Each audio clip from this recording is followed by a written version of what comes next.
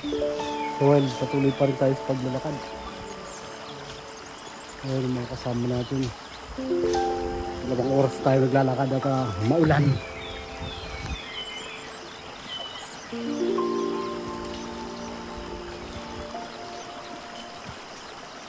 Ito yung mga dinadaanan natin, masumpal.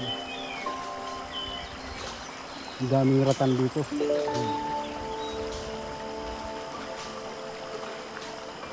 Pala yung makikita natin sa mga kagubatan at kabundukan dito sa Australia. Halos walang pinag-iba sa typical na anyo ng kagubatan sa Pilipinas. Halos parehas na parehas. Marami ding mga native na ratan dito. At kung makikita nyo, mga naglalakihang puno. At maulan ngayon, kaya dahan-dahan lang kami naglalakad dahil may kadulasan itong dinadaanan natin. Yan pala mga ka-wild, yung nakikita nyo, puno ng ratan yan. O kung tawagin dito ay Way the Wild. Yung iba naman na halaman dyan, yung ginagawang banig. Ang tatas ng mga puno dito at ang susukal. Haba din ng linalakad namin. Siguro mga 5 kilometrong lakarin ito paakyat pababa ng bundok. Alam nyo ba mga ka-wild na bawal kumuha ng ratan dito? Pero yung bunga pwede nyong kainin. May kinuha ako dati dito, tinikman ko. Hindi naman siya ganun katamis, pero hindi naman siya matabang. Yung sakto lang. Yun kasi yung nagsisilbing pagkain ng mga hayop dito. Yung bunga ng ratan, kinakain siya ng mga possum at iba-ibang uri pa ng hayop. Dito nakalabas na tayo sa kagubatan, packet na naman tayo. At dahil maulan, mayroong rainbow o bahaghari tayong nadaanan. Dito pala sa dinadaan natin mga ka-wild, dito maraming sawang nagpapakita dito at ahas.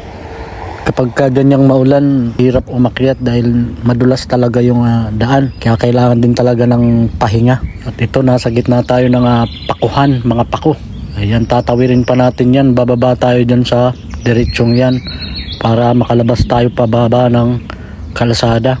Kailangan muna nating linisan yan para makadaan tayo. At kung may bangin man, kailangan nating tawirin yon.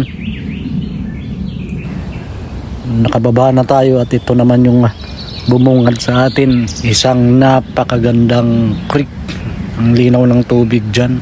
At dyan kami kumukuha ng tubig inumin kapag naubusan kami. Gamit lang ang isang filter. At kung minsan, lalo kung tag-init, dyan kami naliligo sa mga creek. Yung mga creek na yan, yung mga hipon dyan at isda na nagsisilbing pagkain naman ng mga platypus. Kaso ang hirap magpakita ng platypus lalo sa ganitong oras dahil nagpapakita sila tuwing umaga lang. Mas aktibo sila sa umaga, lalo yung mga alas 6 na ng umaga. Ang linaw ng tubig niyan mga ka-wild, agos na agos talaga pababa. At nagpahinga kami dito para makuhanan ko din ng magandang video itong creek na ito.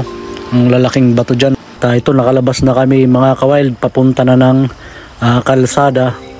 Nandun naghihintay yung ating sasakyan.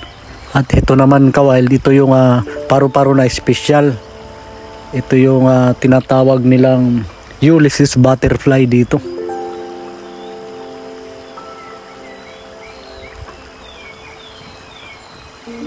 At itong damo na ito mga ka-wild, meron din nito sa Pilipinas. Ayan, sa ibang parte lalo sa Iloilo, masarap yan at matamis kapag kulay yellow na ang hinog niyan. Ito naman yung mani-mani, damong mani-mani sa amin sa Bicol. Napakasariwa at lamig ng hangin dito mga ka-wild. Hanggang sa muli mga ka-wild, dito si Kuya Rom ng Wild Room TV. Maraming salamat sa inyong panonood.